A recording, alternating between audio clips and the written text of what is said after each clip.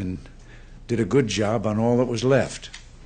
Today, we're honoring those who've helped us keep that promise. You are the ones who have taken our broad policies and put them into practice one day at a time.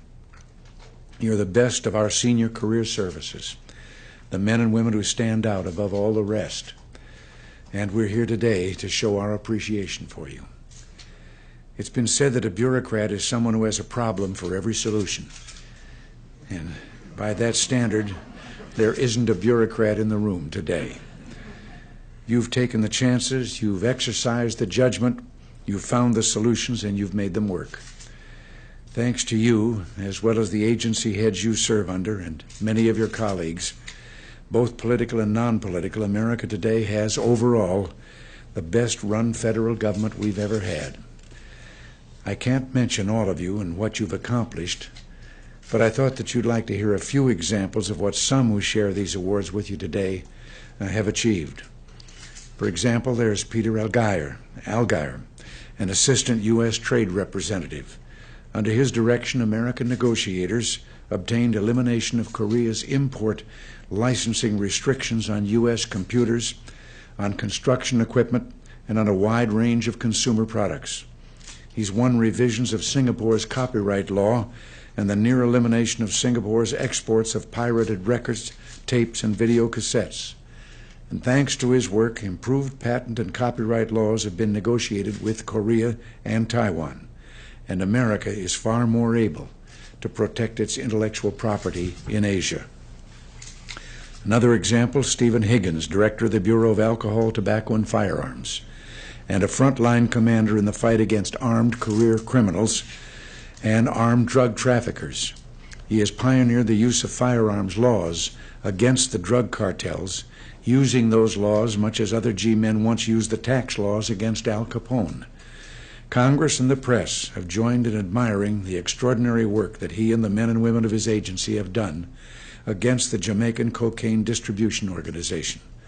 And anytime you can get Congress and the press to agree with those of us in the administration on anything, you've done something right. Doing something right must run in the family. Stephen's brother, Maurice, who is Executive Director for Contracting in the Naval Air Systems Command, is also receiving an award. He's a big reason the price the government pays for major naval aircraft did not go up 1 penny between 1982 and 1987. I'm told Stephen and Maurice's mother and stepfather have come all the way from Kansas to celebrate with their sons. And you both can be very proud. One last example, Dr. Janet Norwood, Commissioner of the Bureau of Labor Statistics. Employment, unemployment, price, productivity, and wage reports are among the most sensitive and significant data that the federal government produces. And yet, when we came into office, the way we determined many of our economic statistics was badly out of date. Dr. Norwood has directed numerous improvements in national data, including the revision of the Consumer Price Index, as well as improvements in employment and unemployment data for individual states. Every one of you has a story like these stories to tell. Every one of you has shown that an old ideal continues to live, that public service is a public trust. Every one of you deserves the gratitude of the entire nation, and today we show that gratitude. So thank you all.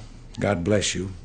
And now, with a little help, I'll present the Distinguished Service Awards, or Distinguished Rank Awards.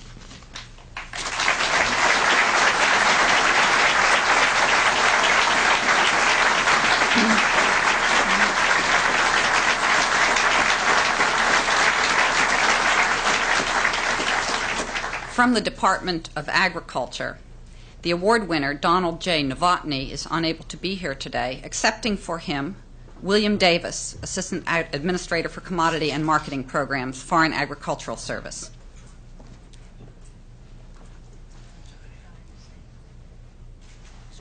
Oh, excuse me, I'm sorry. F. Dale Robertson, also from the Department of Agriculture. From the Agency for International Development, Duff Gillespie. From the Commodity Futures Trading Commission, Andrea Corcoran. and Paula Tosini. From the Department of Commerce, John Golden and Donald Johnson. From the Office of the Secretary of Defense, Marvin Atkins, Craig Fields, and Stephen Hanmer. From the Department of the Air Force, Maurice Fowler, Pat Scatulli. From the Department of the Army, Ki-Suk Chung, George Dousman, Joe Higgs, Richard Rhodes. From the Department of the Navy, Robert Doak, Maurice Higgins, Ronald Knudsen, and Philip Selwyn. From the Department of Education, Sally Christensen. From the Environmental Protection Agency, Don Clay, Thomas Hauser, and Morgan Kinghorn. From the Federal Emergency Management Agency, Francis Riley. From the Department of Health and Human Services, James Benson, Kathleen Butow, Barbara Gagel, and Martin Gellert.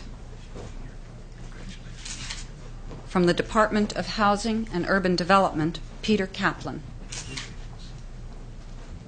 From the Department of the Interior, Dean Bibles, Philip Cohen, and William Kendig. From the Department of Justice, Robert Bombaugh, Harry Flickinger,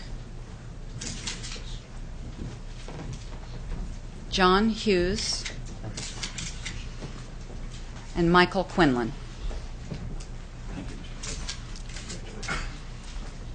From the Department of Labor, Janet Norwood. From the Merit Systems Protection Board, Lucretia Myers. From the National Aeronautics and Space Administration, William Ballhaus, John Bussey,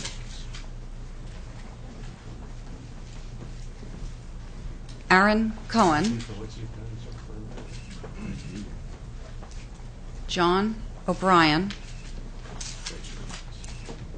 and James Odom.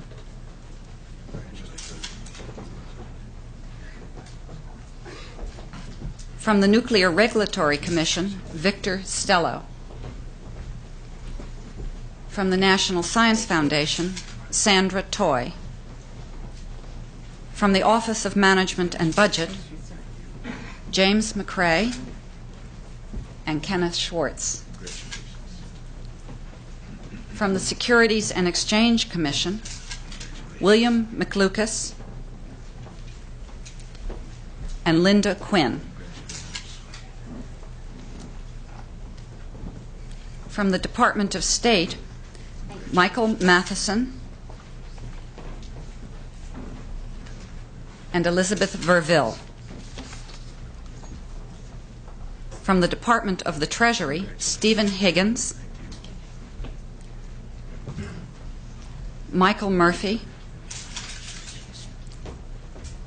John Simpson, and John Weddick. From the United States Trade Representative Peter Olgier. And finally, from the Veterans Administration, Robert Coy, Lois High, and Thomas Mullen.